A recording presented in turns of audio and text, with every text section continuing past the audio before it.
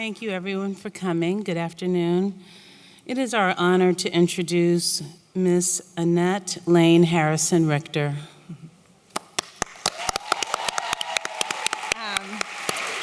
What can we say about the incredible Miss Annette? She has worked for the federal government since 1963. She is a frequent world traveler. She is certified in advanced open water scuba diving. She's also active in Delta Sigma Theta, the Links Incorporated. Anyone? No? Okay. No links? No links? Okay, Okay. no links.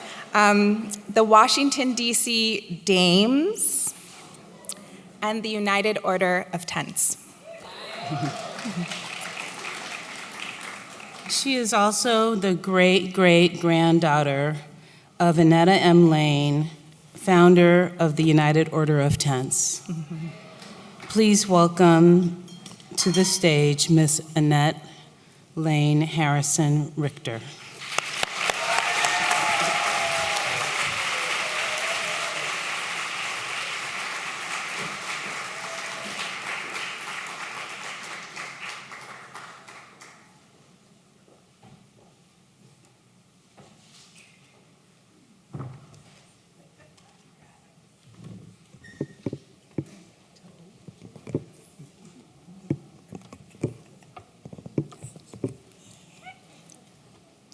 Good afternoon. Thank you, Simone, Madeline, for that wonderful introduction. As they said, I am Annette Lane Harrison Richter, the great-great-granddaughter of Annette M. Lane, who in 1867 founded the United Order of Tents of J.R. Giddings and Jolliffe Union. It is still active in 9 states along the East Coast and the District of Columbia. The Tents, as is known, is a fraternal insurance organization for women. Fraternal insurance means that they gather for social events, they transact business, and they also pay dues, which went toward a life insurance policy. Remember, we said it was founded in 1867, right after the Civil War. These women had absolutely nothing, but they wanted a good Christian burial, along with interacting with friends and relatives and neighbors. So, Annette Lane was a very, very religious woman, and she had a vision from God to band Black women together to look after one another. So she founded this organization. And included in its name is J.R. Giddings and Jolliffe Union, who were abolitionists, whom she honored. And tents was chosen because tents literally were used to shelter slaves. Annette was a slave on a plantation, and she had to take care of the plantation owner's children. She was also a nurse, and in that regard, she could travel freely about the plantation, carrying messages for slaves who were planning to escape. She worked with the Underground Railroad. She had a younger sister named Mary who worked in the fields. Mary was sold, and Annette never saw her again.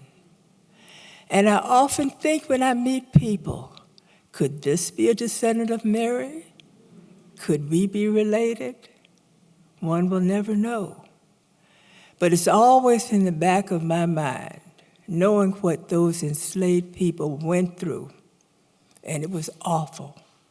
But Annette did what she could to alleviate their suffering and to help them adjust to a better life. And 10 sisters loved one another. We always called one another sister. We referred to one another sister.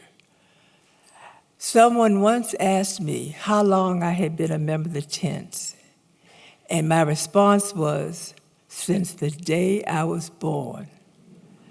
So Tents is such an integral part of my life, my background, my personality. Annette Lane taught herself to read and write secretly, because we know that slaves could be killed if they learned to read or write, even tried it. So she had to do it in secret. And I asked myself, how does one learn to read and write when you're under the thumb of your enslaver?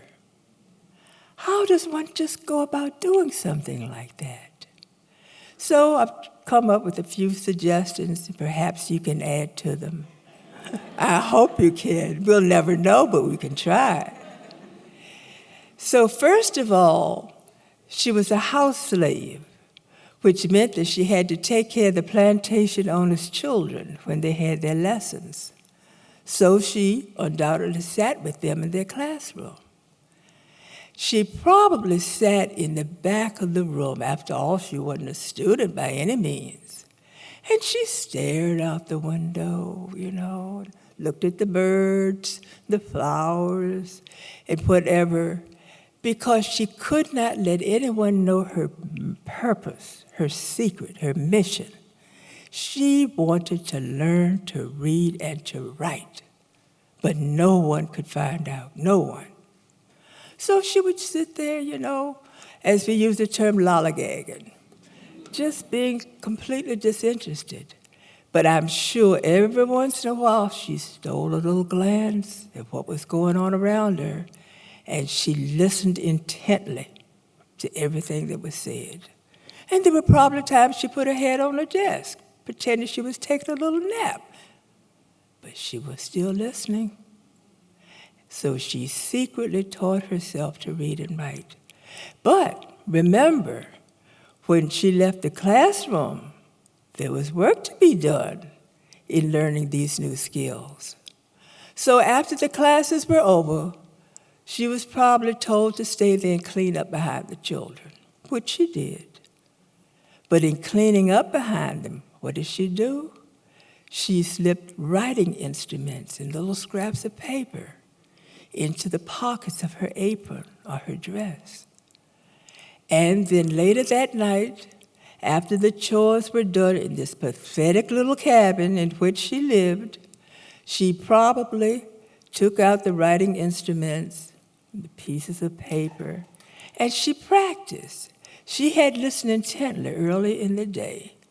So by the light of a kerosene lamp, an oil lamp, or maybe the fireplace, she would practice writing and reading. So when she was freed, she was literate, but we still haven't gotten through to the full story yet. She couldn't let anyone know what she was up to. No relatives, no neighbors, no trusted friends, because this was a slave environment that was full of brutality and cruelty. So some slave might slip up one day and make some comment to the plantation owner or the overseer or someone else who had control over them that Annette was learning to read and write. So she couldn't let anyone know. So after she had done her little practice for the night, she probably threw the writing instruments and the papers into the fireplace and let them burn, let them be destroyed. Or they may have had just a dirt floor in this pathetic little cabin, so she would dig a little hole maybe and bury these things and retrieve them later and study. But can you imagine the stress she was under all the time? And we get stressed when maybe our cable goes out for a few minutes. Our iPhone's not working and we have to call the provider, something like that. That's stress to us today. But stress to her was totally different because her very life depended on it. So this went on, I imagine, for not just days or months, but years and years, until she learned to read and write. So when she was freed, she was literate, and she was able to organize these formerly slave women into the Order of Tents. And as I said, 10 sisters love one another. There's 2 sections. There's a juvenile department, and then there's the older section to which one graduates after reaching a certain age. And they always call one another sister. That gave them a dignity. Sister Richter. I wasn't just say Annette. I wasn't just referred to as hey you, or even more vulgar and demeaning terms. But among my 10 sisters, I'd be Sister Richter. That gave me dignity. That gave me a persona. That gave me character. So from an early stage, 10 sisters have used means like that to advance one another, to make one another feel good. Annette lived to be 70 years old, even after all that stress. She built a house in Norfolk, Virginia in 1900 that has stained glass windows in the entrance foyer, marble fireplaces, and even a butler's pantry. Now, can you imagine a formerly enslaved woman having a butler's pantry? But Annette did it because she had persevered. She had tried so hard, and she had brought black women together to look after one another. So she had accomplished so much. One night after dinner, she became very ill, too ill to go upstairs to bed.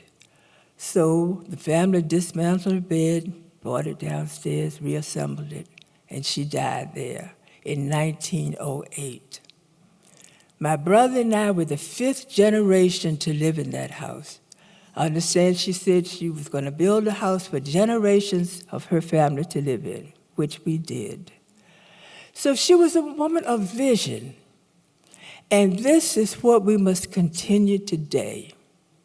Having vision, perseverance, gumption.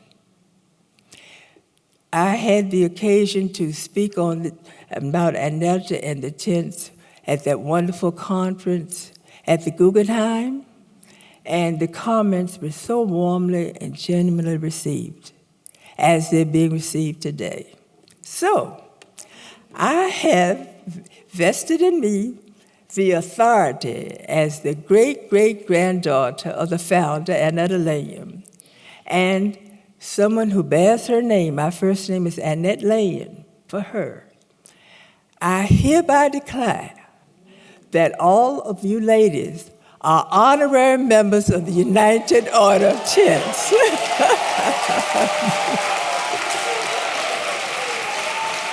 Welcome, welcome, welcome.